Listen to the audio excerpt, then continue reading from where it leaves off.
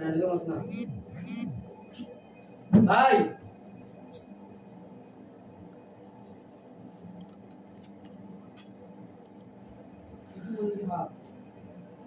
কিটসের লেখা অনার্স দ্বিতীয় বর্ষের সকল কবিতা একসাথে আলোচনা করব। তো আসলে এই জন কিটসের লেখা কবিতাগুলো এগুলো এখানে আসলে ওড কবিতা। তো ওড সম্পর্কে আমরা একটু ধারণা নিই। ওড কি? ওড হচ্ছে যে একটা এক্সল্টেড লিরিক পোয়েম, বাট এটা শর্ট। তার মানে আমরা বলতে পারি short but exalted lyric poem. short but exalted lyric poem that begins with an address to someone or some things to praise. মানে কাউকে বা কোনো কিছুকে প্রশংসা করে শুরু করে বা পরিচয় করিয়ে দিয়ে শুরু করে। expresses the speaker's mental anguish or agony. expresses প্রকাশ করে স্পিকারের মেন্টাল মানে মানসিক যন্ত্রণা বা কষ্ট, দুঃখ কষ্ট, ইন দ্য মিডল পার্ট মানে মাঝখানে, অ্যান্ড দেন এন্ডস এবং শেষ করে with a kinds of consolation, এক ধরনের সান্ত্বনা দিয়ে ওট কবিতাটা শেষ করে। তো আমরা যদি লক্ষ্য করি তাহলে ওটের তিনটা অংশ থাকে, বিগিনিং, মিডল অ্যান্ড এন্ডিং। বিগিনিংয়ে কী করে অ্যাড্রেস করিয়ে দেয় বা একজনকে পরিচয় করিয়ে দেয় বা কারো সম্পর্কে প্রশংসা করে। দেন মিডল পার্টে কী করে নিজের অ্যাঙ্গুইশ বা অ্যাগনিকে প্রকাশ করে এবং শেষে একটি কনক্লুশন দিয়ে শেষ করে। তো এই হলো ওর কবিতা। পরীক্ষায় আসতে পারে যে হোয়াট ইজ অ্যান ওড। তো আমরা বলতে পারি an ode is a short but exalted lyric poem that begins with an address to someone or some things to praise, expresses the speaker's mental anguish or agony in the middle part, and then ends with a kind of consolation. এতটুকু লিখলেই যথেষ্ট। তো ওর তো বোঝা গেল। এখন আমরা জানবো মেলানকোলিটা কি আসলে। মেলানকোলি refers to, মেলানকোলি বলতে বোঝায় the state of gloomiest spirit. Gloomiest স্পিরিটকেই আমরা মেলানকোলির গ্লোমিস্ট স্পিরিটের একটা অবস্থাই হচ্ছে মেলানকোলি। দ্যাট ইজ অর্থাৎ one is overcome in sorrow, wrapped up in sorrowful thoughts. অর্থাৎ একজন দুঃখ কষ্টকে ভুলতে চায়, ওভারকাম করতে চায়।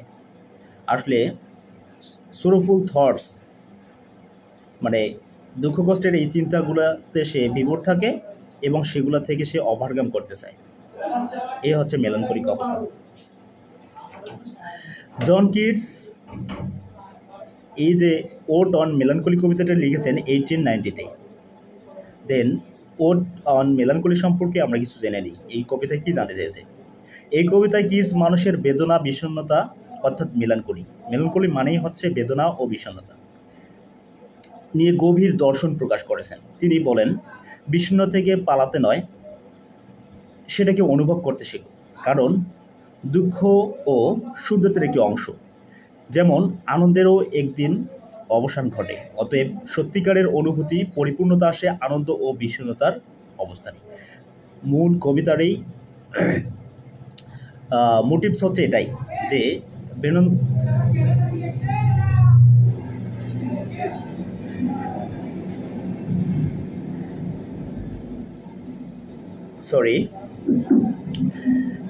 তো প্রথম কবিতাটি কবি শুরু করছেন এভাবে, no no go not to Lethe, neither twist wolfsbane tight rooted for its poisonous wine, nor suffer thy pale forehead to be kissed by nightshade, ruby grape of Proserpine. মানে এই প্রথম স্ট্যাঞ্জার এই অংশটুকু যদি আমরা বাংলায় অনুবাদ করতে যাই বা বলতে চাই, তাহলে বলতেছে, না না লেদেতে যেও না, সেই বিস্মৃতির নদীতে আসলে লেদে একটা নদী, যেখানে মানুষ নিজের দুঃখ ভুলতে গিয়ে নিজের সত্তাই হারায়। বিষাক্ত ওলস বেন একটি মারাত্মক বিষ গাছ দিয়ে বিষ বানাইও না। না তোমরা ফ্যাকাশে কপালকে মানে নাইটশেড মানে ফ্যাকাশে কপালকে এর আরেক বিষাক্ত ফুল লাল আঙ্গুরের মতো ফল দিয়ে চুম্বিত হতে দাও, যা প্রজারপাইনের প্রতীক। প্রজারপাইনটা কি আসলে? এটা হলো মৃত্যুর দেবী। আর ওনার একটা ফল হচ্ছে যে গোপন ফল হচ্ছে যে নাইটশেড। তাহলে নাইটশেড প্রশ্ন আসতে পারে, নাইটশেড কি? নাইটশেড একটা ফল, বিষাক্ত ফল, পয়জনাস ফ্রুট। এখানে কিডস বলেছেন দুঃখ এলে মৃত্যুর চিন্তা করো না। দুঃখ এলে মৃত্যুর চিন্তা করো না, তোমরা সুইসাইড করতে যেও না, কারণ আত্মহত্যার মতো ভয়ঙ্কর পথ বেছে নাও তোমরা যে নাও, এটা নিও না। বেদনা থেকে পালানো নয়, সেটাকে অনুভব করাই জীবনের সত্য অর্থ।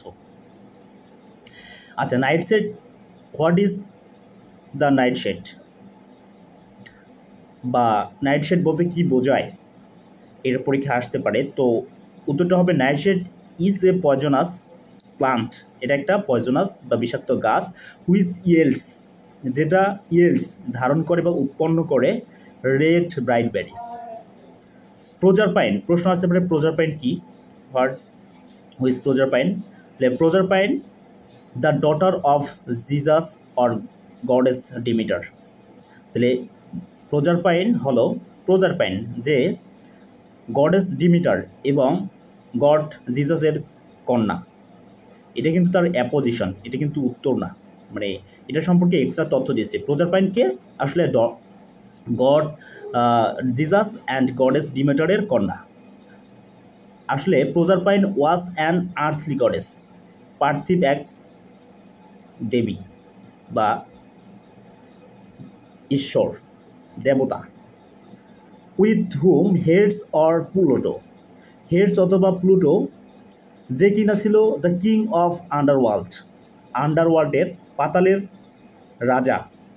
ফেল ইন লাভ, তার প্রেমে পড়ে যায়, অ্যান্ড অ্যাবডাক্টেড হার, তাকে অপহরণ করে। কাকে অপহরণ করে? ওই প্রজারপাইনকে। ডিমিটার এবং জিউসের কন্যা প্রজারপাইনকে অপহরণ করে। কে অপহরণ করে? হেডিস।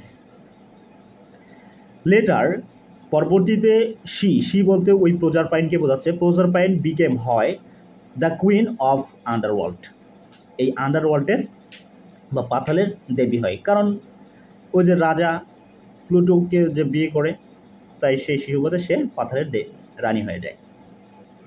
তো পরে make not your rosary of yewberries. আসলে এভাবে পড়লে অনেক সময় লাগবে, তো আমরা পরীক্ষার জন্য রিভিশন করব, তাই আমি শুধু বাংলাটা পড়ে যাচ্ছি। ইয়ে গাছের বিষাক্ত ফল দিয়ে প্রার্থনামালা বানিও না। তাহলে YEW ইয়ে গাছের বিষাক্ত ফল দিয়ে প্রার্থনামালা বানিও না। না বেটলে বা গোবরে পোকা, বেটল মানে গোবরে পোকা, বা হেড মথ মৃত্যুর প্রতীক পোকা, ডেথ মথ মানে মৃত্যুর প্রতীক পোকা হোক তোমার আত্মার সঙ্গী, এমনকি ওর অন্ধকার ও একাকিত্বের প্রতীক। তোমার বিষণ্ণতার গোপন ধর্মাচারে অংশগ্রহণ করুক, তা থেকেও বিরত থাকো। আসলে এগুলা পড়ে আমরা কিছুই বুঝতে পারছি না, রাইট? তো দেখি এর অর্থ কী, এই লাইনগুলোর অর্থ কী। আসলে এখানে কিডস বলছেন মৃত্যুর বা অন্ধকারের প্রতীক বস্তুর সঙ্গে নিজেকে যুক্ত করো না। বিষণ্ণতা মানে মৃত্যুবোধ নয়, বরং গভীর অনুভূতির অস্তিত্ববোধ। তারপর নেক্সট বলতেছে, কারণ অন্ধকার মিশলে তা কেবল নিদ্রাহীন আত্মাকে আরও অচেতন করে দেবে, আর সেই জাগ্রত বেদনা বা যা আমাদের মানবিক করে তোলে ডুবে যাবে বিস্মৃতিতে। দেন কিন্তু যখন বিষণ্ণতা হঠাৎ আকাশ থেকে নেমে আসে, যেন বৃষ্টি ভেজা মেঘ কাঁদতে কাঁদতে নেমেছে, যা নুয়ে পড়া ফুলকে সিক্ত করে এবং বসন্তের সবুজ পাহাড়কে এপ্রিলের পর্দার আড়াল করে ফেলে। এই কথাগুলোর মানে হচ্ছে এখানে মেলানকোলিকে প্রকৃতির মেঘের সঙ্গে তুলনা করা হয়েছে, কারণ বিষণ্ণতা হঠাৎ আকাশ থেকে নেমে আসে, তার মানে প্রকৃতির মেঘের সঙ্গে, যা দুঃখ নিয়ে আসে, কিন্তু সেই দুঃখ থেকেই আবার নতুন জীবন জন্মায়। তখন তোমার বেদনা মেটাও সকালের গোলাপের সৌন্দর্যে, সমুদ্রের ঢেউয়ের রংধনুতে, বা পূর্ণ বিকশিত পেনি ফুলের ঐশ্বর্যে। এখানে কবি বলতে চাচ্ছেন সৌন্দর্যের মধ্যেই দুঃখের প্রতিষেধক রয়েছে। দুঃখকে ভুলে যেতে নয়, সৌন্দর্যের মাধ্যমে অনুভব করতে হবে। কারণ গোলাপের সৌন্দর্যে, সমুদ্রের ঢেউয়ের রংধনুতে, পূর্ণ বিকশিত পেনি ফুলের ঐশ্বর্য।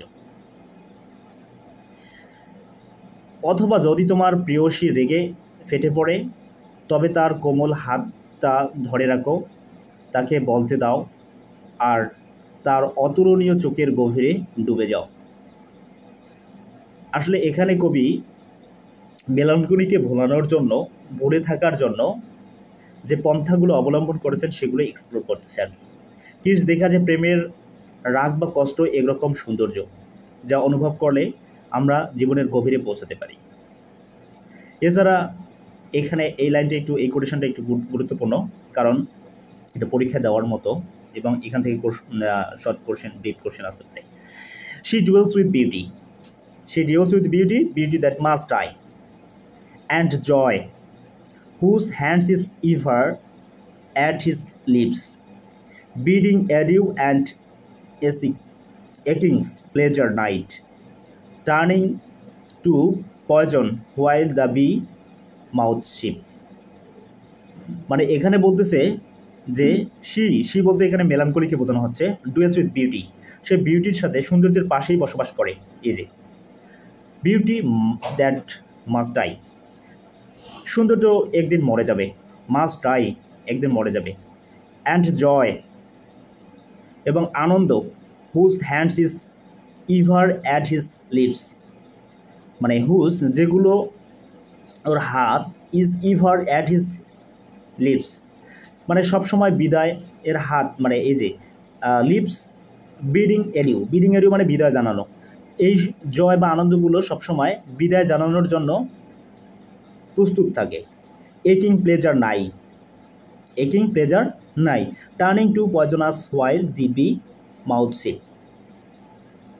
মানে প্লেজারের কাছাকাছি যা মধুর মতো লাগে, কিন্তু সময়ের সঙ্গে সঙ্গে বিষে পরিণত হয়।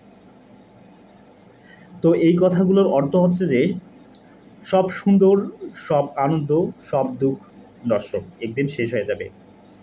এই কোটেশনটা আমরা কিন্তু ব্যবহার করতে পারি পরীক্ষায়, যে কবি বলেছেন শি ডুয়েলস উইথ বিউটি, মানে মেলানকোলি বিউটির সাথেই বসবাস করে, beauty that must die, beauty একদিন শেষ হয়ে যাবে। সব সুন্দর বা সব আনন্দ নশ্বর, এবং সেই ক্ষণস্থায়িত্বের মধ্যেই বিষণ্ণতার জন্ম। প্রশ্ন আসতে পারে মেলানকোলি কিসের সাথে বসবাস করে?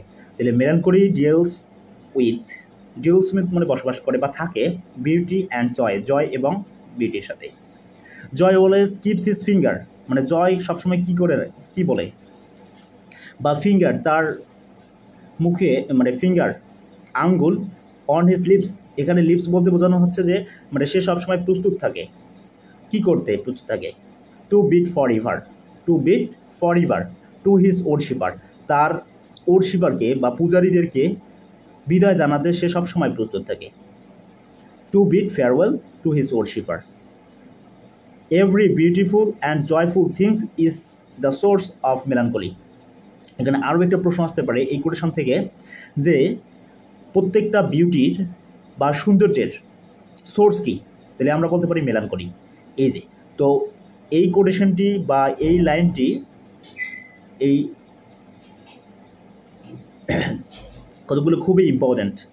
সেটা স্ট্যানজা 3 এর she dwells with beauty, beauty that must die, and joy whose hands is ever at his lips, bidding adieu. এই যে এতটুকু পর্যন্ত আমরা কোটেশনে ব্যবহার করতে পারি। যে whose hand is ever that his lips bidding adieu. তো হ্যাঁ, আনন্দের এই যে পরে বলতেছে যে হ্যাঁ, আনন্দের মন্দিরের মাঝখানেই বিষণ্ণতা তার রাজমন্দির তৈরি করেছে, তবে সে দৃশ্যমান নয়, শুধুমাত্র সেই মানুষের তাকে দেখতে পায় যে আনন্দের আঙ্গুল নিজের জিহ্বায় ফেটে যাওয়া পর্যন্ত উপভোগ করতে পারে।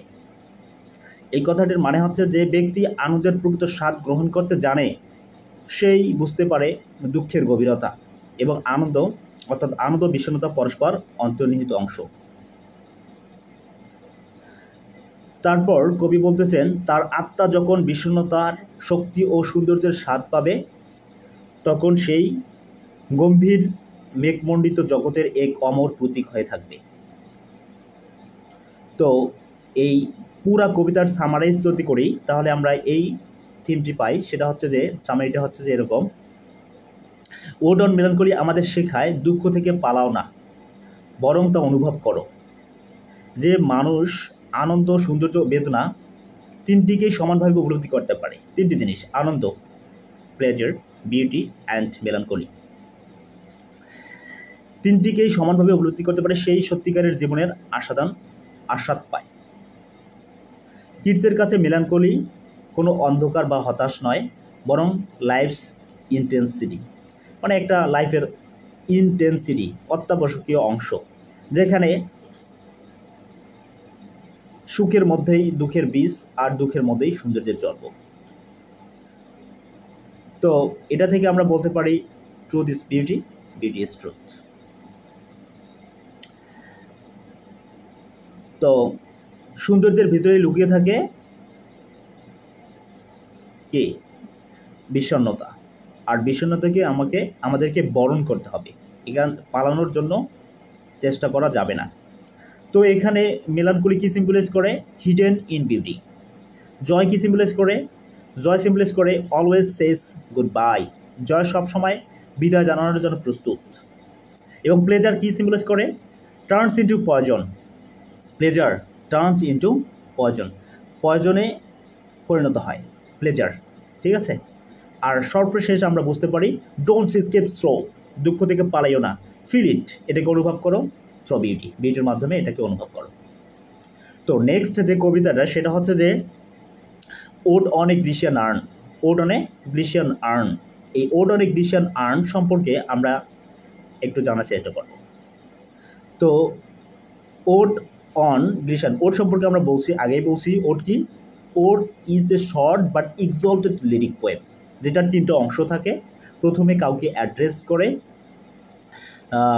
পরিচয় করিয়ে দেয় বা প্রশংসা করে, দেন পরবর্তী মাঝখানে সে কী করে, যে স্পিকার তার মনের যন্ত্রণা, কষ্ট, মেলানকলিকে তুলে ধরে এবং শেষে একটা সান্ত্বনা খুঁজে পায়, সান্ত্বনা দিয়ে শেষ করে। তো অন এ গ্রিসিয়ান আর্ন সম্পর্কে এখানে বলা হচ্ছে। তো গ্রিসিয়ান বলতে গ্রিস, আর্ন বলতে কি বোঝাচ্ছে? An urn is a tall decorated vase, একটা লম্বা সুসজ্জিত ভেস বা ফুলদানি বা টব, যেটাকে আমরা বাংলা গ্রাম্য ভাষায় বলি কলসি। জেনারেলি মেড অফ মার্বেল, যেটা সাধারণত মার্বেল দিয়ে বা ব্রাশ দিয়ে তৈরি, পিতলের তৈরি। And the ashes of dead person after cremations used for holding, মানে ইউজড করা হয় ফর হোল্ডিং, রাখার জন্য। কী রাখার জন্য? এ অ্যাশ, ছাই, অফ ডেড পারসন, মৃত ব্যক্তির শেষকৃতির যে ছাই বা শেষ চিহ্নটুকু, সেটা রাখার জন্য এটি ব্যবহার করা হয়। কখন? আফটার ক্রিমেশনস, মানে অন্ত্যেষ্টিক্রিয়ার পর। তো দেখি এই কবিতার মধ্যে কি বলছে। The central themes of Ode on Grecian Urn is the contrast between life and art. এখানে কন্ট্রাস্ট করা হয়েছে মানে তুলনা করা হয়েছে লাইফ এবং আর্টকে, জীবন এবং মানে শিল্পকর্মকে। In classical poetry Arcady is an ideal pastoral hilly land in the central of Peloponnese. The message of the urn to humanity is beauty is truth to this beauty. তো এই জায়গায় বোঝানো হচ্ছে যে beauty is truth to this beauty. তো প্রথম স্ট্যান্জার প্রথম line, thou still unravished bride of qualities, bride of quietness. Thou still unravished bride of quietness, মানে এখানে আনরেভিসড ব্রাইট মানে হচ্ছে যে অস্পর্শিত কণে, কোয়াইটনেস মানে নীরবতা। এই দাওটা হচ্ছে যে এই এখানে আর্নকে নির্দেশ করতেছে। আর্ন হচ্ছে যে টল ডেকোরেটেড ভেস, ঠিক আছে। তো এই আর্ন সম্পর্কে কেন তিনি ওট লিখলেন, কারণটা হচ্ছে যে এই আর্নের গায়ে কিছু চিত্র ছিল, যেটা আমরা পরবর্তীতে দেখব। ওই চিত্রগুলো ছিল ইমর্টাল, এই যে এখানে দেখা যাচ্ছে। তো এখানে যদিও আমরা চিত্রগুলো তুলে ধরে নাই এই আর্নটার মধ্যে, তো এখানে কবি বলতেছেন যে thou still unravished bride of quietness, thou foster child of silence and slow time. মানে তুমি হচ্ছ হে নীরবতার এখনো অস্পর্শিত করে, তুমি নীরবতা ও ধীর সময়ের দত্তক সন্তান।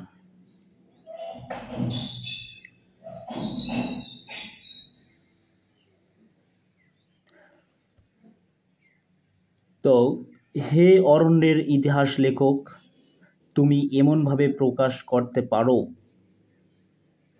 যে গল্প আমাদের কবিতার চেয়েও মধুরভাবে বলে, যে গল্প আমাদের কবিতার চেয়েও মধুরভাবে বলে।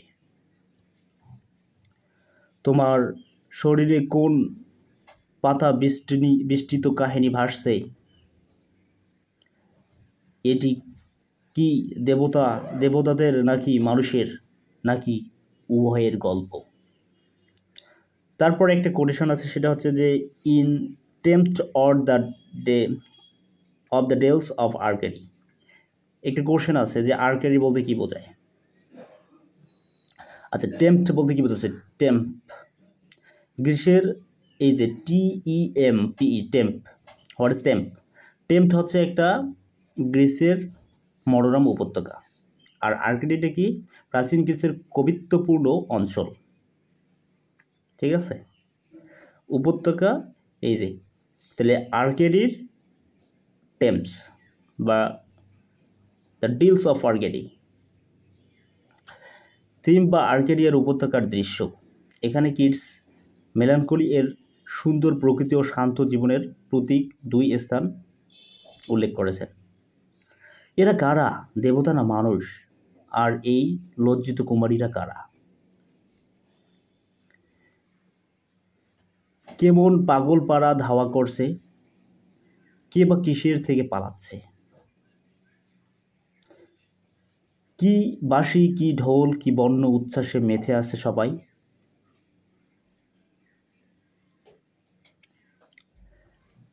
এখানে আমরা কয়েকটা সিন পাবো, সেটা হচ্ছে যে সেটা হচ্ছে যে এই যে সুন্দর প্রকৃতি ও শান্ত জীবনের প্রতীক দুই স্থানের উল্লেখ রয়েছে এখানে, এবং লজ্জিত কুমারীরা, কারণ এই যে what men or gods are this, what maidens loth, মানে এই কুমারী মেয়েদেরকে কোনো এক লাভার তাদেরকে মানে কিস করতে যাচ্ছে, সে পালিয়ে যাচ্ছে, এসব দৃশ্য তুলে ধরছে।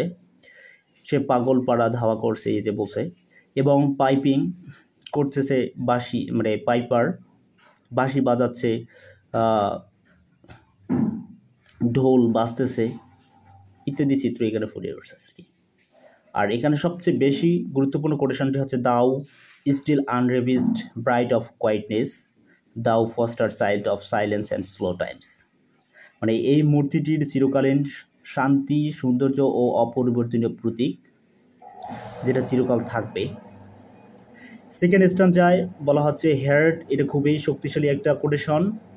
Heard melodies are sweet but those unheard are sweeter. শোনা সুর মিষ্টি, কিন্তু না শোনা সুর আরও মধুর। কারণ ওই যে বাঁশি যে বাজাচ্ছে বা গান যে গাইতেছে, সেই গান তো আমরা কোনোদিন শুনতে পাবো না। অতএব আমরা জানি যে এটা অনেক সুন্দর হবে, কিন্তু আজীবনে আমাদের সুন্দর থাকবে। কিন্তু আমরা যে গানগুলো শুনে ফেলি সেটা তো হয়তো বা প্রথম ভালো লাগে, কিছুদিন পর আমরা অনুভব করতে পারি এই গানটা আর ভালো লাগতেছে না।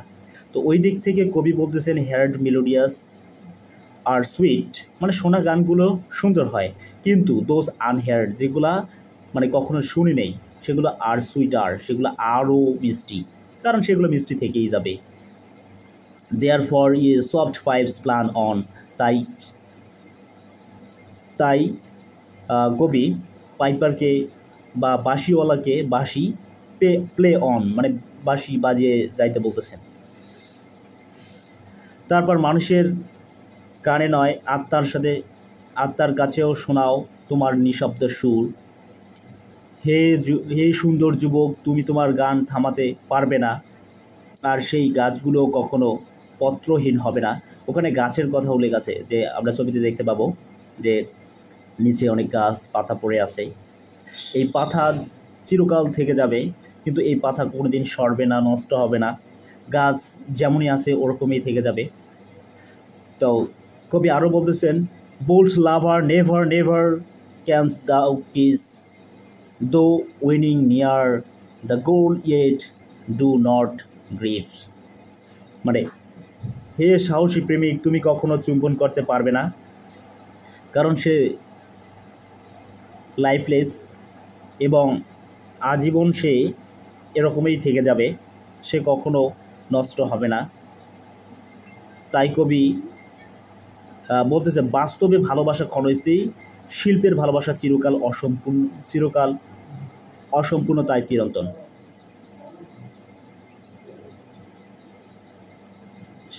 আর সবচেয়ে বেশি ইম্পর্টেন্ট কোট হচ্ছে যে, she can not fade thou has not thy bliss, forever with thou love and she be fair. সে ম্লান হবে না, যদিও তুমি সুখ পাবে না, তুমি চিরকাল ভালোবাসবে এবং তার চিরকাল সুন্দর থাকবে। ইমমর্টালিটি অফ বিউটিকে তুলে ধরেছে কবি।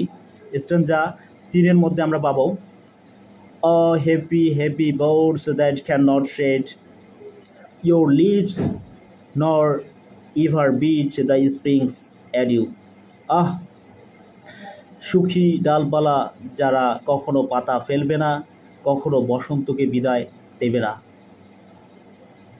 আর সুখী গায়ক ক্লান্তিহীন, যে চিরকাল নতুন গান বাজিয়ে যাচ্ছে।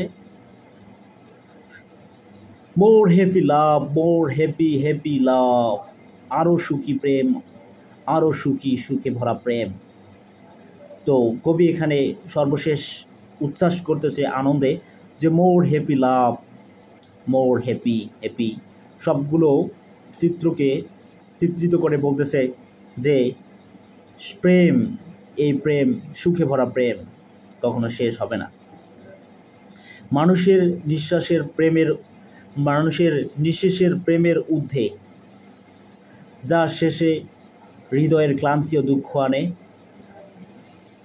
কে এরা যারা উৎসর্গে আসছে? কবি আরও এই 4th স্ট্যানজায় এসে বলতেছে, বা ডিকশনারিতে দেখা যায় যে কিছু লোক একটা যুবতী গাভীকে, এই যে হিফার বলা হচ্ছে গাভীটিকে, হিফারকে টেনে হিঁচড়ে নিয়ে যাচ্ছে প্রিস্টের কাছে। হে রহস্যময় পুরোহিত, তুমি সেই গাভীটিকে কোন সবুজ বেদিতে নিয়ে যাচ্ছ, যার মসৃণ শরীর ফুলের মালা দিয়ে সাজানো। গাভীটি অনেক সাজানো। কোনো ছোট শহর, নদীর ধারে, সমুদ্র তটে, নাকি পাহাড়ের গায়ে শান্ত দুর্গ নিয়ে বসে আছে। কারণ কোথায় নিয়ে যাচ্ছে সেটা তো উল্লেখ করা হয়নি, ওই থেকে বোঝা যাচ্ছে না। এই ধর্মপরায়ণ সকলে কি শহরবাসী সবাই উৎসর্গে এসেছে? অনেক মানুষজন এখানে এসেছে, গাভীটিকে নিয়ে যাচ্ছে সবাই অনেক আনন্দের সাথে। হে ছোট শহর, তোমার রাস্তাগুলো চিরকাল নীরব থাকবে আর কেউ ফিরবে না বলতে কেন তুমি শূন্য। মানে কেউ বলবে না যে কেন তুমি শূন্য। এবং 5 স্ট্যান্জায় এসে কবি বলতেছেন, oh Attic shape fair attitude with brede of marble men and maidens অফ আর রোড। এটা খুবই গুরুত্বপূর্ণ কোটেশন। সেটা হচ্ছে যে হে এডিক আকৃতি, সুন্দর ভঙ্গিমা, মার্বেল এর পুরুষ ও নারীর জটিল বুননে অলঙ্কিত তুমি। যেখানে মার্বেলের পুরুষ ও নারীরা নকশায় জটিল বুননে অলঙ্কিত। মানে ও এটিক শেপ, ও এটিক শেপ। এটিক বলতে এখানে কি বোঝানো হচ্ছে? প্রাচীন গ্রিসকে বোঝানো হচ্ছে। এর শেপ, গঠন, এই যে ইন্টিগ্রেট প্যাটার্ন। ব্রেড, এখানে ব্রেড মানে হচ্ছে যে integrate pattern with brede, fair attitude with brede of marble men and ও মেডেন্স। মানে এই যে নর নারীরা কিন্তু মার্বেলের তৈরি আঁকা। ওভারথ্রোড, ওভারথ্রোড মানে highly worked or elaborately decorated, খুবই সাজসজ্জাপূর্ণ জাঁকজমকপূর্ণভাবে সাজানো। Overwrought. Thou silent form dost tease us out of thoughts as doth eternity. Cold pastoral. হে নীরব রূপ, তুমি আমাদের চিন্তা থেকে টেনে বের করে আনো যেন অনন্তকাল নিজেই। যখন এই প্রজন্ম বুড়ো হয়ে বিলীন হবে, তুমিও তখনও টিকে থাকবে অন্য দুঃখের যুগে। মানে মানুষের দুঃখ কষ্টের যুগ তো আসতেই থাকবে। হয়তোবা আমাদের এই দুঃখের যুগটা পরিবর্তন হবে, একজন যাবে আর একজন দুঃখ নিয়ে আসবে, কিন্তু তুমি তো আর কখনো বুড়ো হবে না। তো সব কিছুর মূল কথা হচ্ছে যে beauty is truth, truth is beauty, that is all we knew on earth and all we need to know. সৌন্দর্যই সত্য আর সত্যই সৌন্দর্য, এটাই তোমরা জানো, আর জানার এটি যথেষ্ট। মানে কবি সর্বশেষ বলতেছে truth is beauty, beauty is truth. এই কোডটি অনেক জায়গায় এসে থাকে, বিসিএস থেকে শুরু করে অনেক কম্পিটিটিভ এক্সামে। তো এটা কে লিখেছে? John Keats. কোথায় লিখেছে? Ode on a Grecian urn. তো আমরা সংক্ষেপে যদি সামারাইজ করি তাহলে বলতে পারি কিটস এই কবিতায় দেখিয়েছেন জীবন ক্ষণস্থায়ী কিন্তু আর্ট চিরস্থায়ী। Life is short but art is immortal. Earn এখানে জীবনের আনন্দ, প্রেম, উৎসর্গ সব কিছুই এক অচল সৌন্দর্যে স্থির করে রেখেছে। বাস্তব জীবনে প্রেম অপূর্ণ, বসন্ত শেষ হয়, মানুষ মরে যায়, কিন্তু শিল্প কিছুই শেষ হয় না। তাই কিটস শেষে বলেন beauty is truth, truth is beauty. এই শিল্পের সৌন্দর্যেই জীবনের সর্বোচ্চ সত্য। দেন যে কবিতা বা পোয়েমসটি আমাদের কাছে আছে সেটা হচ্ছে যে ode to a nightingale. Ode তো একটা short but exalted lyric poem, আর এটা হচ্ছে যে টু এ নাইটিঙ্গেল পাখিকে দেখে ওড করতেছে, প্রশংসা করতেছে, বা গীতিধর্মী কবিতা গাইতেছে। তো বাই জন কিটস এটি 1890-তে লিখেছিলেন। তো প্রথমেই শুরু হচ্ছে my heart aches and drowsy numbness pains my sense as though of hemlock I had drink. এখানে কিন্তু মাই অ্যাক মানে আমার হৃদয়, অ্যাক্স ব্যথিত, অ্যান্ড ডাউজি নামনেস পেইনস ঘুম ঘুম অসরতায়,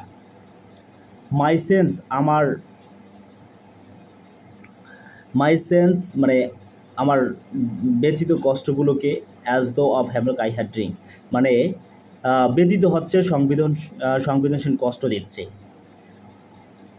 হ্যামলক, যেন আমি হ্যামলক বিষ পান করে ফেলছি। তো এখানে কবি বোঝাতে চাচ্ছেন যে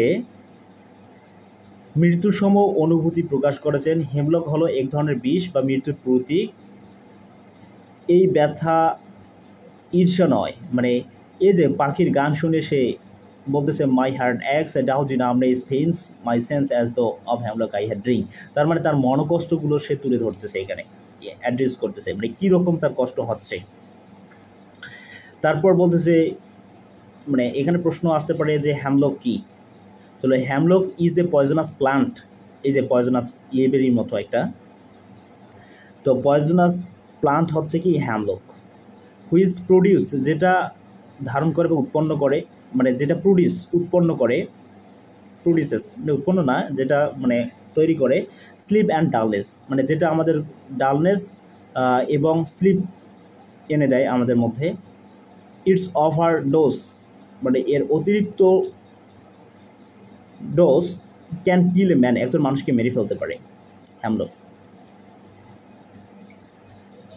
মানে হ্যামলক আমরা পান করি ব্যথা থেকে ক্ষণস্থায়ী সুখ লাভ করার জন্য, কিন্তু অতিরিক্ত খেলে কিন্তু এটা মানুষের মৃত্যু ঘটাতে পারে, এটা বলা হচ্ছে। অর ইমটাইট সাম ডাল opiate to the drains 1 minute passed and leather words and had sunk। মানে এখানে কবি বলতেছে যেন আমি কোনো মাদক পান করে মাত্র 1 মিনিট আগে লেদে নদীর দিকে তাকিয়ে গেছি। লেদে নদী আমরা আগেই বলছি যে লেদে একটা হচ্ছে রিভার অফ ফরগেটফুলনেস, মানে ভুলে যাওয়ার একটা নদী। তো প্রশ্ন আসতে পারে হোয়াট ইজ লেদে। তাহলে লেদেকে বলা হয় the river of forgetfulness because the water of the river, এই নদীর পানি ইফ ড্রাঙ্ক, যদি পান করা হয়, অ্যাজ দো, এটা চিন্তা করা হয় বা এটা মনে করা হয় যে to make the dead forget their life on earth, মানে একজন মৃত্যু ব্যক্তি যখন অন আর্থ, পৃথিবীর লাইফকে সে ভুলে যেতে পারে। মানে এই লেদে একটা নদী, এই নদীর পানি যদি কেউ পান করে তাহলে কি হতে পারে, তার মৃত্যুর মতো যন্ত্রণা ও কষ্ট সে ভুলে যেতে পারে। দ্য ডেড ফরগেট, এই যে মানে এই মৃত ব্যক্তিটি ফরগেট দেয়ার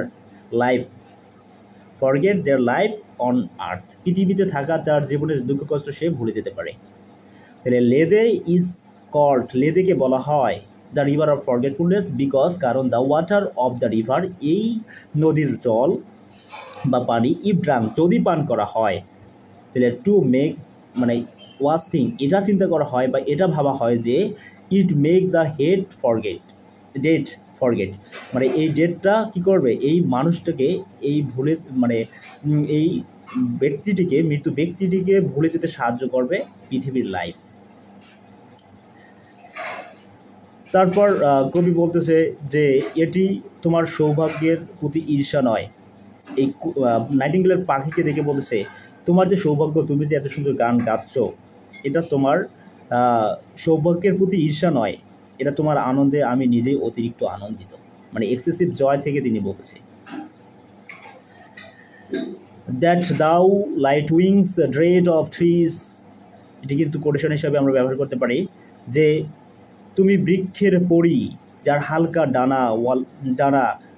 হালকা ডানা তোমাকে বহন করে সবুজ বীজ গাছের ছায়, যেখানে অসংখ্য ছায়া আলো মিলছে, আর তুমি গ্রীষ্মের গান গাও স্বাধীন কণ্ঠে পূর্ণ আনন্দে।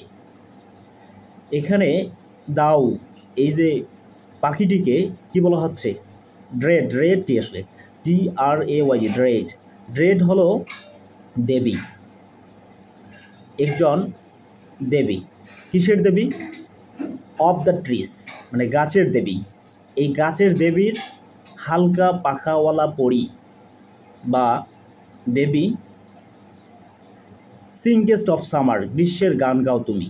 সিংগেস্ট of singest of summer in full throated, মানে তুমি একেবারে কণ্ঠ ভরা ফুল কণ্ঠে, স্বাধীন কণ্ঠে তুমি পূর্ণ আনন্দে গান গাও, সামারের গান গাও।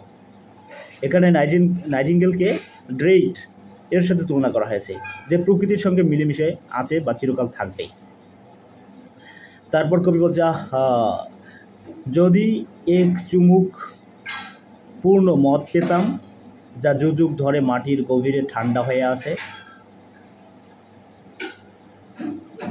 যার স্বাদে রয়েছে ফুলের দেবী, সবুজ মাঠ, নিত্য দক্ষিণ ফ্রান্সের গান আর রৌদ্র পোড়া আনন্দ।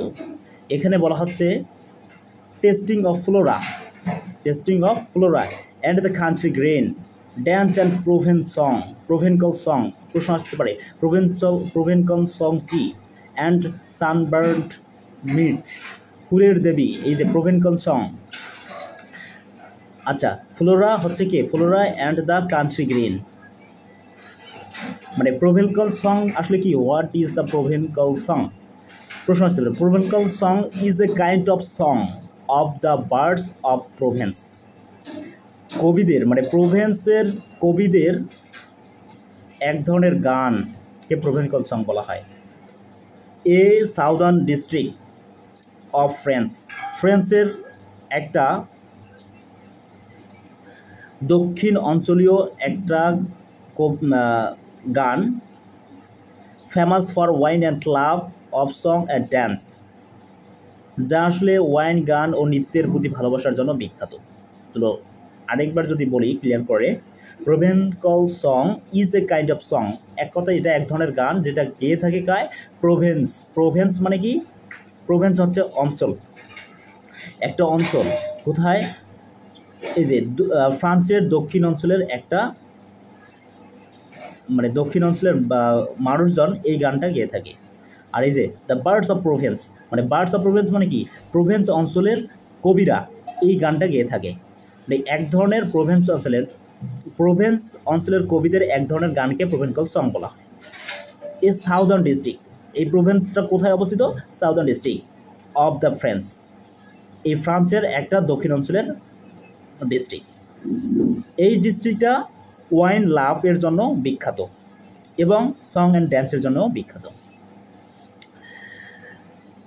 যাতে আমি পান করে এই পৃথিবী থেকে অদৃশ্য হয়ে যাই আর তোমার সঙ্গে মিলিয়ে যাই অন্ধকারের বনে। এখানে কবির ইচ্ছা মৃত্যু নয়, বরং বাস্তবতা থেকে মুক্তির জন্য সে এই যে বিভিন্ন আশ্রয় নিচ্ছে। তো নেক্সট স্ট্যানজা 3 এসে বলতেছে, Fred far away, dissolve and quite forget, দূরে মিলিয়ে যেতে চাই, গলে যেতে চাই আর ভুলে যেতে চাই যেসব যন্ত্রণা, ক্লান্তি, দুঃখ, যা তুমি পাথার মাঝে কখনো জানোনি। নাইটিঙ্গেল মানুষের দুঃখ জানে না, সে প্রকৃতির আনন্দে চিরকাল গান গায়। যেখানে যৌবন ফ্যাকাশে হয়ে যায়, ছায়ার মতো ক্ষীণ হয় আর মরে যায়, যেখানে চিন্তা করলেই মানুষ দুঃখে ভরে ওঠে। তারপর কবি বলতেছে, away away for I will fly to the north, charioted by Bacchus and his birds, but on the viewless wings of poesy. কবিতার অদৃশ্য ডানায় তোমার কাছে উড়ে যাব, চলো দূরে যাই, আমি তোমার কাছে উড়ে যাব, ব্যাক্যাসের রচে নয়, কবিতার অদৃশ্য ডানায়। কবির গান শুনে এবং অনেকগুলো যে পন্থা দুঃখকে ভুলে থাকার, সেগুলো বিবেচনা করে সে বলতেছে যে না, I will fly to the, আমি তোমার কাছে যেতে চাই, চলো দূরে যাই, আমি তোমার কাছে উড়ে যাব, বাক্যাসের রথে চড়ে নয়, কবিতার অদৃশ্য ডানায়। এখানে বাক্যাস বলতে কি বোঝানো হয়েছে? বাক্যাস হচ্ছে মদের দেবতা, রূপকভাবে আনন্দ ও ইন্দ্রিয়ের প্রতীক। কিন্তু কিটস তার কাছে পৌঁছতে চান পোয়েট্রি এর মাধ্যমে। এবং শিল্পের মুক্তিতে। তাহলে Bacchus god of wine and pleasure, symbol of sensual escape, sensual escape, symbol of sensual escape. সে আসলে এই যে প্রশ্ন আসতে পারে ব্যাকাস কি? বাকাস হলো গড, কিসের গড? ওয়াইন অ্যান্ড প্লেজার, মানে মদ এবং আনন্দের দেবী বা গড, দেবতা, যিনি জীবনের উল্লাস ও ইন্দ্রিয় সুখের প্রতীক। কিটসের কবিতা তিনি কল্পনার চেয়েও নিম্নতর, বস্তুত মুক্তির প্রতীক হিসাবে ব্যবহৃত। The poet wants to fly with the nightingale on the invisible wings of poesy or poetry. কবি কীভাবে যেতে চায়? এই যে অন, উপরে, ইনভিজিবল উইংসের উপরে। ইনভিজিবল উইংস মানে কি? অদৃশ্য পাখা। কার অদৃশ্য পাখা? সেটা হচ্ছে যে পোয়েট্রি বা পোয়েজিয়ের। তারপর তুমি মৃত্যুর জন্ম জন্মাওনি, অমর পাঠ। এই যে কবি পাখিটিকে তখন বলতেছে, দাও was not born for death, was not born, বা তুমি জন্মাওনি মৃত্যুর জন্য, ইমমর্টাল বার্ড, তুমি তো ইমমর্টাল বার্ড। এবং এই ডিস্টেন্সে এসে বলতেছে যে নির্জন, ফরলন, এই লাস্ট স্টেন্সে এটা যে ফরলন, নির্জন, the very words is like a bell to toll me back from thee to my sole সেক। নির্জন, এই শব্দটি যেন ঘণ্টাধ্বনির মতো আমাকে তোমার থেকে টেনে আমার একাকী সত্তায় ফিরে আনলো। তো আমরা যে পড়েছি যে ওর একটা 3টে অংশে বিভক্ত, সেটা হচ্ছে যে প্রথম অংশ কোনো কিছু বা কাউকে অ্যাড্রেস করে দিবে, তারপর তার দুঃখ কষ্ট যন্ত্রণাকে তুলে ধরবে মাঝখানে, এবং শেষে একটা সান্ত্বনা খুঁজে নিজেকে সান্ত্বনা দিয়ে শেষ করবে। তো আমরা এই কবিতার মধ্যে আমরা বলতে পারি এটা একটি আদর্শ ওট, কারণ প্রথমে তিনি দুঃখ কষ্টকে পরিচয় করিয়ে দিচ্ছেন, কীরকম দুঃখ কষ্ট তিনি অনুভব করতেছেন। তারপর তিনি ওই দুঃখ কষ্টের বর্ণনা দিচ্ছেন যে কিভাবে মানে পাখির গানের সাথে তুলনা করতেছেন নিজের দুঃখ কষ্ট বোঝানোর জন্য।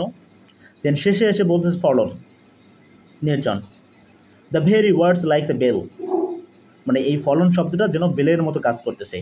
টু টোল মি ব্যাক, তাকে টেনে নিয়ে আসলো, ফ্রম দি, তার কাছ থেকে, ফ্রম সোলসেক, মানে তিনি যে এতক্ষণ থেকে ভাবতেছে নাইটিঙ্গেলের পাখি তাকে সব দুঃখ কষ্ট ভুলে দেবে, তার কাছে নিয়ে যাবে, কিন্তু আসলে সেটা সম্ভব না, কারণ তিনি তো মানুষ, তিনি একদিন মারা যাবেন, কিন্তু পাখির গান হয়তোবা যুগ যুগ থেকে থাকবে। এই যে কবির, এখানে কবি আবার বাস্তবতায় ফিরে আসেন স্বপ্নের জগৎ ভেঙে। এতক্ষণ তিনি স্বপ্ন দেখছিলেন, নাইটিঙ্গেল গান মিলিয়ে যায়, নাইটিঙ্গেল পাখি হঠাৎ করে চলে যায়। এই যে নাইটিঙ্গেলের গান, মানে আসলে এই কবিতাটা লেখা হয়েছে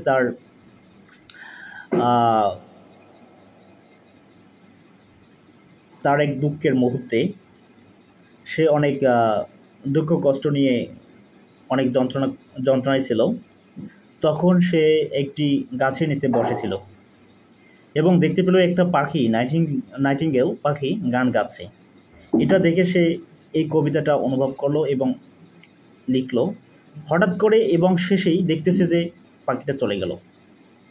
এই যে পাখিটা যে চলে গেল আর সে যে অনেক কিছু ভাবলো, এই যে সে অনেক কিছু ভেবে নিজের দুঃখ কষ্টকে ভোলার জন্য সে কী করলো, গান লেখা শুরু করলো, মানে একটি চিরন্তন সত্যকে ভুলে থাকার চেষ্টা করলো, পালানোর চেষ্টা করলো। এই জন্যই তাকে বলা হচ্ছে এসকেপিস্ট, তিনি একজন এসকেপিস্ট। কিন্তু হঠাৎ করে নাইটিঙ্গেল পাখি আবার যখন চলে গেল, তখন সে কিন্তু আবার নিজের জগতে ফিরে আসলো। সার্বিকভাবে এটাকে আমরা যদি বলি, John Keats ode to a nightingale কবিতাটি এক গভীর মানসিক যাত্রার কাব্য বা ওড, যেখানে কবি প্রকৃতির সুর আত্মবিস্মিত হয়ে জীবনের দুঃখ ভুলে যেতে চান। প্রথমে তিনি নাইটিঙ্গেলের গান শুনে এক ধরনের মোহমুগ্ধতা অনুভব করেন, যেন বিষ পান করেছেন বা ভুলে যাওয়ার নদীতে তলিয়ে গেছেন। তারপর তার মনে হয়, যদি তিনি মদের মতো কল্পনায় রসে মাতোয়ারা হতে পারেন, তবে এই দুঃখময় পৃথিবী থেকে মিলিয়ে যেতে পারবেন। নাইটিঙ্গেল তার কাছে এক অমর সত্তা। সে যুগে যুগে গান গেয়ে গেছে, রাজা থেকে সাধারণ মানুষ, এমনকি রথের হৃদয়েরও সান্ত্বনা এনে দিয়েছে। কিন্তু শেষ পর্যন্ত ফরলন শব্দটি তাকে বাস্তবতায় ফিরিয়ে আনে। গানটি হারিয়ে যায়। তিনি ভাবেন, ফ্লেট ইজ দ্যাট মিউজিক। শেষে বলেন, do I wake or sleep? এই যে স্বপ্ন বা বাস্তবে সীমাতে দাঁড়িয়ে তিনি নিজেকে প্রশ্ন করেন, আমি কি এখনও জেগে আছি না ঘুমায়ে আছি? লাস্ট যে কবিতাটা পয়েন্টস, সেটা হচ্ছে যে on first looking into Chapman's Homer. First looking মানে প্রথম দেখা, ইন্টু স্যামসম্যান হোমার। আচ্ছা, স্যামসম্যানকে আর হোমারকে, স্যামসম্যান, হোমার এবং কিটস তিনজনই হচ্ছে ব্যক্তি, পার্সন। স্যামসম্যান আসলে একজন ইংরেজ কবি, আর হোমার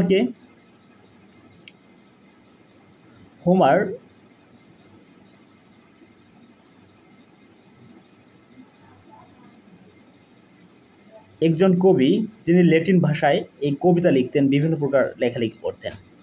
কিন্তু জন কিটস ওই হোমারের ওই বিখ্যাত লেখাগুলো পড়ে কিছুই বুঝতে পারতেন না, কারণ তিনি তো আর ল্যাটিন জানতেন না। তখন স্যামসম্যান কী করলেন? স্যামসম্যান ইংরেজ লেখক, তিনি এই হোমারের লেখাগুলোকে ইংরেজিতে ট্রান্সলেট করলেন। এই ইংরেজিতে ট্রান্সলেট করার ফলে জন কিটস কিন্তু তার যে কবিতার বা তার যে লেখনীর মূল সারমর্ম, ইসেন্স, সেটা সে বুঝতে পারল। তাই সে বলতেছে on first looking into Chapman's Homer. এবং সে এই হোমারের যে লেখনীর মর্ম বা চিন্তা বা ইসেন্স, সারমর্ম বুঝিয়ে সে তখন তার এই কবিতাটি লিখেন। তাই তিনি বলতেছেন on first looking into Chapman's Homer, যেটা 1816 লেখা হয়েছে।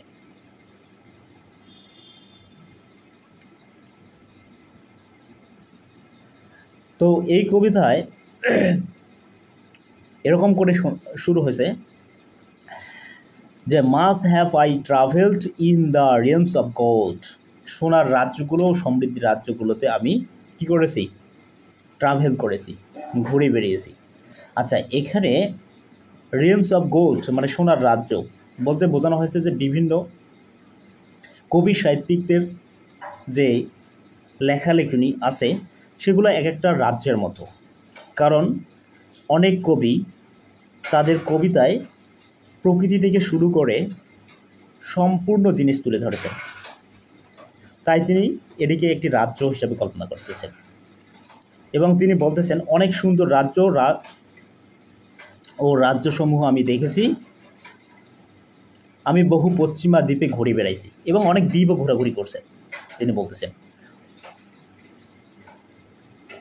আচ্ছা, পশ্চিমা দ্বীপ, ওয়েস্টার্ন আইল্যান্ড বলতে এখানে কি বোঝানো হচ্ছে? এই যে বলতেছে যে round many western island have I been. এখানে ওয়েস্টার্ন আইল্যান্ডস বলতে শেক্সপিয়ার, মিল্টন এদের যে কবিতা আছে সেগুলোর কথা বলতেছে। ওয়েস্টার্ন কবি তারা আসলে which birds in failed to Apollo hold. তার মানে যেসব কবি সঙ্গীত ও কবিতার দেবতা অ্যাপোলোর প্রতি বিশ্বস্ত, তারা যেসব দ্বীপ অধিকার করে রেখেছে সেগুলোও তিনি ঘুরে বেরিয়েছেন। এক বিশাল বিস্তৃত রাজ্যের কথা আমি প্রায় শুনেছিলাম, কিন্তু তিনি আরেকটা বিস্তৃত রাজ্যের কথা খুব শুনেছেন, জানছেন। সেটা কি? সেটা হলো কিটস এখানে এই যে বিস্তৃত রাজ্যের কথা বলতেছে সেটা হচ্ছে যে হোমারের লেখালেখি নিয়ে কথা বলতেছেন। যে রাজ্যটি গভীর বুদ্ধিসম্পন্ন, হোমার নিজের সাম্রাজ্য হিসেবে শাসন করতেন। এই যে এখন ক্লিয়ার করতেছে যে ওই রাজ্যটি, যে রাজ্যটি কী করতো, হোমার শাসন করতো। এই হোমারকে, এই যে Greek epic poet, writer of Iliad and Odyssey, writer of Iliad and Odyssey, Greek ভাষায় লেখালেখি করতেন। সেটি সাহিত্যের রাজ্যের অধিপতি। Yet did I never breathe its pure sense. তবু আমি কখনো সেই রাজ্যের নির্মল শান্তিতে নিঃশ্বাস নেইনি, কারণ তিনি পরে কিছু বুঝতেন না আর কি। যতক্ষণ না আমি জর্জ এই যে চ্যাপম্যানের জোরালো ও সাহসী কণ্ঠ বলতে শুনেছি, মানে যতক্ষণ না সে পর্যন্ত ওই চ্যাপম্যানের অনুবাদ না পড়লেন ততক্ষণ পর্যন্ত কিছুই বুঝতেন না, কারণ সে গ্রিক ভাষা কিছুই জানতো না। তখন আমি নিজেকে অনুভব করেছিলাম যেন কোনো আকাশ পর্যবেক্ষণ, মানে যখন সে এই হোমারের চ্যাপম্যানের এই অনুবাদগুলো পড়লেন তখন তিনি নিজেকে আকাশ পর্যবেক্ষক মনে করলেন। চ্যাপম্যানের অনুবাদ পড়ে কিডস মনে এক বিস্ময় আবিষ্কারের অনুভূতি জেগেছিল, যেন কোনো জ্যোতি বিজ্ঞানী নতুন করে গ্রহ আবিষ্কার করেছে। যখন কোনো নতুন গ্রহ তার চোখের সামনে ভেসে আসে, অথবা সেই সাহসী কর্টেসের মতো, এবং তিনি আরও বলেছেন যে সাহসী কর্টেসকে, এখানে প্রশ্ন আসতে পারে কর্টেসকে। কর্টেস হচ্ছে একজন অভিযাত্রী, ঠিক আছে, তিনি বিভিন্ন দেশে বিভিন্ন জায়গায় ঘুরে বেড়াতেন আর কি, দিক দিগন্ত আবিষ্কার করছিলেন। কর্টেস একজন মানে স্প্যানিশ অভিযাত্রী।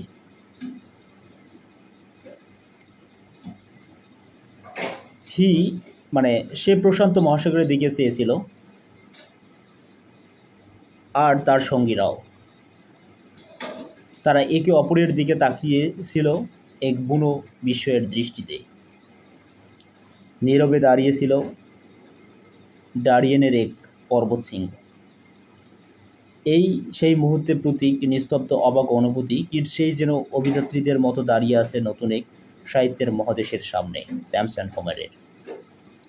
তো আসলে এই কবিতাটি বোঝাচ্ছে, কিডস বলেন তিনি অনেক কবিতার রাজ্যে ঘুরেছেন, কিন্তু যখন চ্যাপম্যানের মাধ্যমে হোমার পড়লেন তখন সে নতুন এক গ্রহ, নতুন এক সমুদ্র আবিষ্কার করলেন। আর এটি তার আর্টিস্টিক রিভলিউশন, এক বৌদ্ধিক বা আত্মিক আবিষ্কার, যা তাকে বাকরুদ্ধ বিষয়ে ভাবিয়ে দেয়।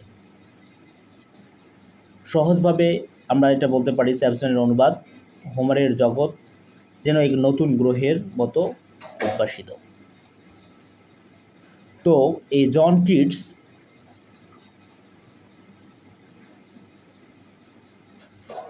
একে সেন্সাস পোয়েট বা অনুভূতির কবিও বলা হয়। সেন্সাসটা কি, এটা বলেই আমরা শেষ করব। সেটা হচ্ছে যে সেন্সাস বলতে কি বোঝায়। সেন্সাস মানে হলো কবিতার এমন গুণ, এটা একটা কবিতার গুণ যা আমাদের ইন্দ্রিয়গুলোকে ছুঁয়ে যায়, আর ইন্দ্রিয় বলতে এখানে শ্রবণের জন্য আমরা কি ব্যবহার করি, কান, দৃষ্টি। প্রথমে দৃষ্টি মানে কি, দেখার জন্য আমরা চোখ, শ্রবণের জন্য আমরা কান, এবং স্পর্শ বোঝার জন্য বা অনুভব করার জন্য টাচ মানে ত্বক, এবং গন্ধ শোকার জন্য আমরা নাক, এবং স্বাদ নেওয়ার জন্য আমরা জিহ্বা। এই যে ত্বক, কান, নাক, জিহ্বা, এগুলো যে ব্যবহার করি এগুলোই বলা হচ্ছে ইন্দ্রিয়। আর এই ইন্দ্রিয়গুলোর মাধ্যমে কোনো কিছু অনুভব করাকে বলা হয় সেন্সাসনেস। তাহলে সেন্সাসনেস আসলে কি, সেন্সাসনেস আছে যেহেতু সেটা হচ্ছে একটা নাউন। আচ্ছা, সেন্সাসনেস হলো এমন একটা কোয়ালিটি, এমন এক গুণ যেটা কি করে, পোয়েট্রির গুণ, অবশ্যই পোয়েট্রির এমন এক গুণ যেটা উৎপন্ন হয় কোথা থেকে, যেটা উৎপন্ন হয় বা প্রভাব ফেলে সেন্স থেকে। এই যে সেন্স, ইন্দ্রিয়গুলো থেকে, যেমন মানে দেখার মাধ্যমে, শোনার মাধ্যমে, মানে অনুভব করার মাধ্যমে, বা স্বাদ নেওয়ার মাধ্যমে, শুকার মাধ্যমে ইত্যাদি। তো আমরা এটাকে বলতে পারি sensuousness is that quality of poetry which is derived from or affects that sense. যেটা সেন্সকে ইন্দ্রিয়গুলোকে প্রভাবিত করে। কিসের মাধ্যমে?